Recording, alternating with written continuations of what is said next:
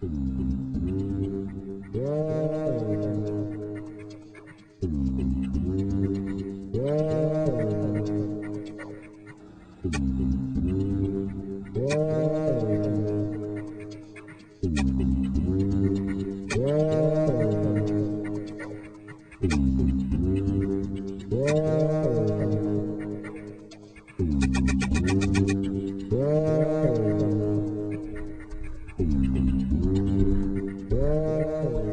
information age was not born in Silicon Valley.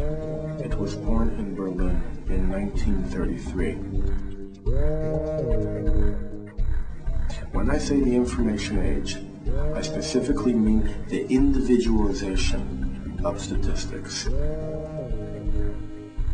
This leap across the labyrinth of human understanding occurred when the Hitler regime wanted not only to control its population, but to persecute its individual citizens.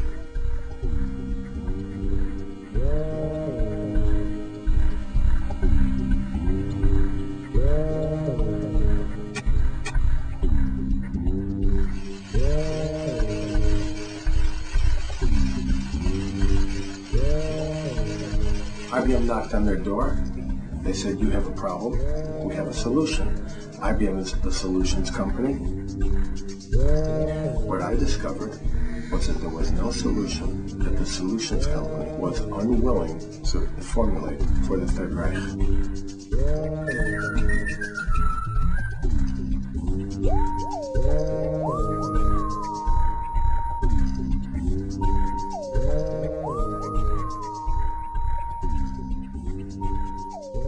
IBM was, of course, aware what the technology was being used for, because they had to ask not only what information was to go into a punch card application, but what information the Nazis wanted to bring out of it. By cross-tabulating 24,000 cards per hour, the Reich could quickly identify exactly how many Jews of Polish extraction were in Berlin.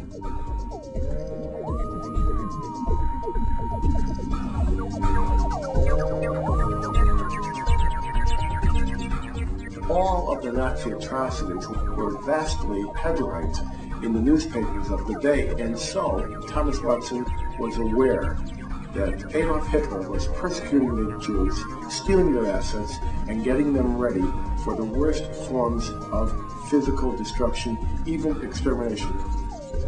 And Watson had promulgated the belief that people should disregard this, that this was just politics, and his idea was that it was never about Nazism, the National Socialism. It was only about the money. And what he told people is, ignore the morality, go for the money.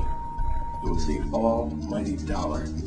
There is an almighty, and his name ain't dollar.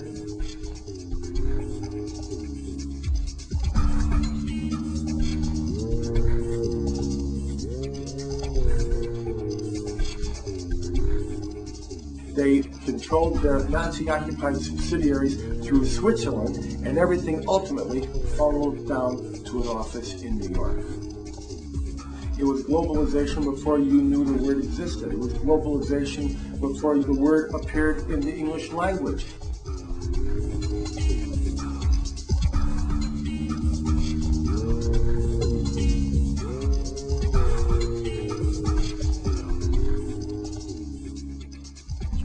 IBM danced on the head of a pin to stay within the law. They were, in fact, engaged in the legal participation in genocide. Anyone in the world can call IBM and ask them to open their Polish archives, open their French archives, open their Dutch and Brazilian archives. They won't do it, and they won't tell you why.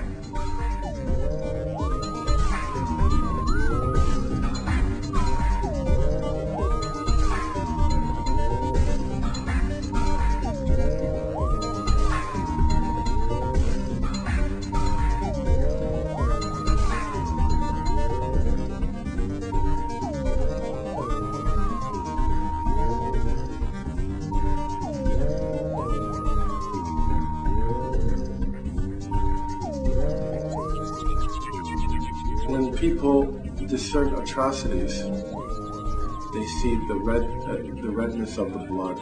They see the blackness of the tragedy. What they need to understand is behind that is the green of money and finance. And we need to draw a line, a moral line,